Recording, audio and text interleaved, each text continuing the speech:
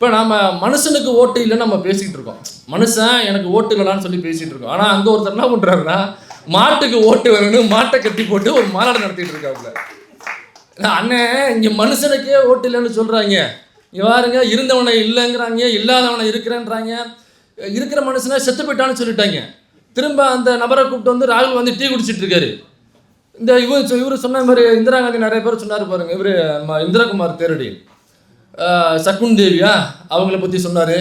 அப்புறம் 57 வயசு அப்பாவுக்கு, பிள்ளைக்கு 72 வயசு, 50 பிள்ளை, அதுவும் 10க்கு 10 ரூமில் எல்லாரும் குடும்பம் நடத்துகிறாங்க. இப்படி ஏகப்பட்ட பிராடத்தனங்களை அயோக்கியத்தனங்களை பண்ணிக்கிட்டு ஓட்டில் இவ்வளவு திருடுகள் நடந்திருக்கு. அப்போ எலெக்ஷன் சரியாக நடக்கவே இல்லை.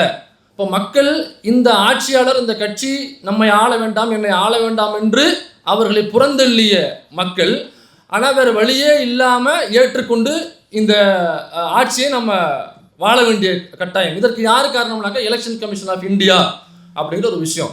ஏன்னா நீயும் இதே ஓட்டரசில் பங்கெடுக்கிற.